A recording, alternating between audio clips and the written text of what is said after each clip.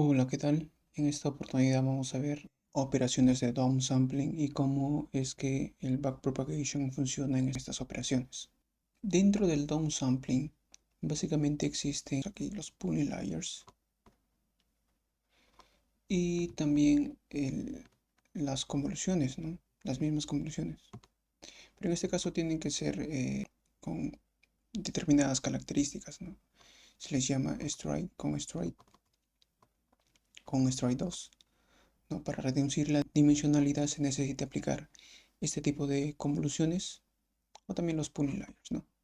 Por el lado de los pooling layers, sin embargo, voy a hablar del max pooling y del average pooling. ¿Cómo es que se diferencian estas dos operaciones?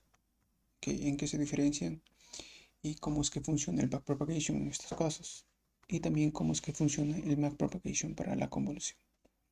No, como vimos en el video anterior, cómo es que ya funciona el backpropagation en estas capas, entonces va a ser un poco más sencillo de explicar. Entonces, supongamos que tenemos una capa. Acá tenemos una capa, la capa L sub I, ¿no? Puede ser la primera, puede ser una capa oculta, no importa. Entonces, nosotros queremos reducir la dimensionalidad de este feature map. Entonces aquí vamos a aplicar un downsampling operation. Downsampling. Entonces, para esto nosotros tenemos que saber que cada elemento de la matriz A, por ejemplo el A sub I, va a ser calculado con esta ventana. ¿Ok? Entonces, digamos que el A sub 11 va a depender del Z11, Z12, Z21, el Z22. Y lo mismo va a ser para este valor, por ejemplo. Este valor va a depender de todos estos.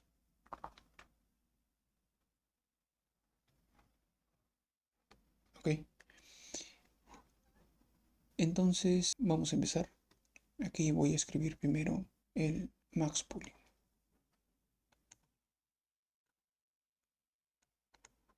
Max pooling. En este caso, el ASU11, y esto va a ser para cada elemento, ¿no? Va a ser igual al máximo del Z11, Z12, Z21 y el Z22. ¿Estamos? Para el caso del average pooling, nosotros vamos a tener algo distinto. Aquí vamos a colocar que el ASU11 va a ser igual al promedio. Por eso también se le llama average pooling, ¿no? Sencillo hasta aquí. En el uno tenemos el máximo y en el otro el promedio, ¿no?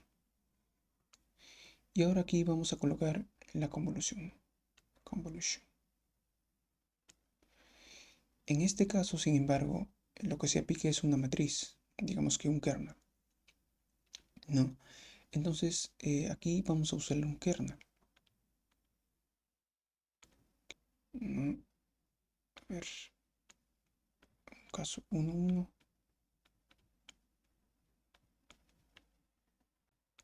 caso 2.2. Voy a colocarlo así mejor.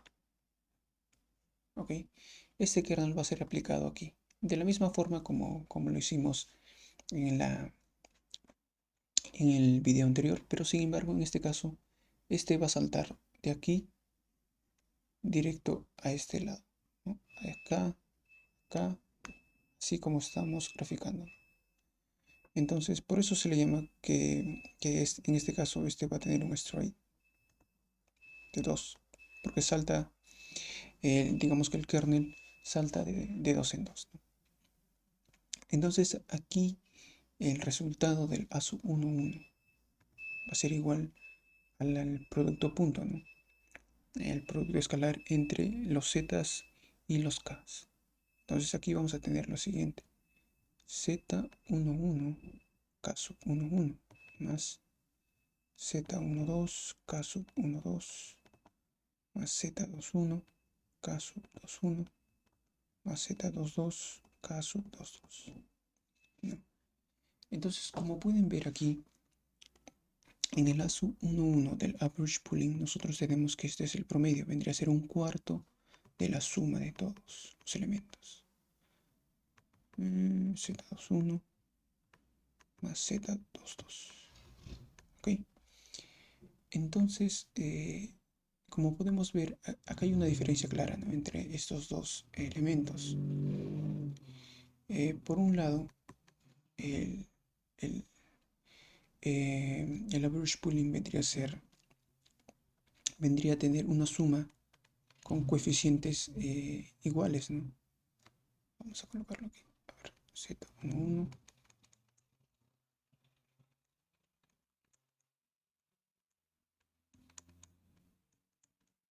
Z22. No, pero en el caso de la convolución, básicamente lo que estamos haciendo es aprender los pesos, aprender las ponderaciones de la suma, ¿no? Es decir, vamos a entrenar nuestra red para que aprenda cómo es que va a hacer, cómo es que va a sumar cada uno de los zetas para calcular el resultado final. Cambios aquí, los coeficientes ya son fijos, ya vendría a ser un cuarto, ¿no? A diferencia de estos dos últimos, en el max pooling, nosotros solamente vamos a tener un valor.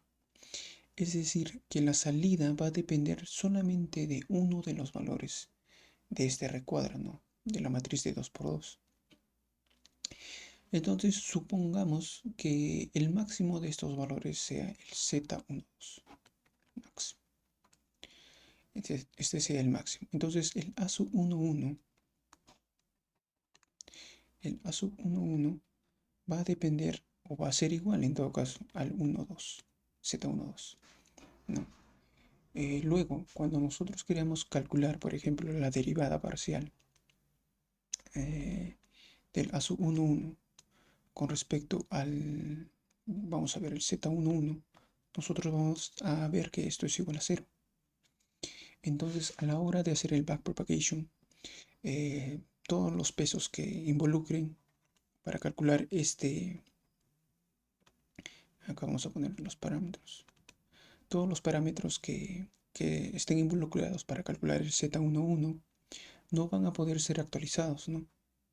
Entonces, digamos que eso va a ser un problema en el caso del max pooling. Sin embargo, este tipo de capas o de operaciones sirven para lograr que el modelo sea invariante. Invariante a la traslación, ¿no? Con este tipo de capas logramos ese tipo de propiedad, digamos, que en un modelo de CNNs. ¿Por qué? Porque a pesar de que vamos a perder información, ¿no?, porque estamos perdiendo información, algunas salidas van a ser, digamos, que eliminadas y solamente nos vamos a quedar con una de las 4, ¿no? Se está, digamos que, optando por pasar o transportar el máximo de los valores. Entonces, aún se obtiene, digamos que, cierta información, pero obviamente se está perdiendo, ¿no? Precisión, digamos que, en la localización de la capa anterior, de la capa predecesora. No es el caso del average pooling, porque aquí sí, cuando querramos, digamos que, aplicar la derivada parcial, nosotros vamos a tener que va a ser igual a un cuarto para todos los z de este recuadro, ¿no? Entonces los parámetros van a poder ser actualizados, pero digamos que en ambos casos no se tiene, digamos que, una información de cómo es que fue la capa anterior. Digamos que se está perdiendo precisión al saltar de una capa a otra. Ese es un problema que tienen este tipo de operaciones. Sin embargo, aquí en la convolución, al momento de hacer la derivada del A sub 11 con respecto de Z11, esto va a ser igual al K sub 11. Entonces, los pesos que involucren para calcular esta salida de la capa, ¿no? El Z11, van a depender, digamos que del kernel que se aplique. Y este kernel es aprendido, se aprende. Entonces, aquí es distinto, ¿no? Ya nosotros, digamos que el modelo está aprendiendo a ponderar la matriz o la matriz de entrada para producir la siguiente capa, ¿no? Con escala menor. Esto es también importante porque aquí, digamos que el modelo está aprendiendo a hacer la operación de downsample, ¿no? El modelo aquí está aprendiendo, ¿no? Está aprendiendo a hacer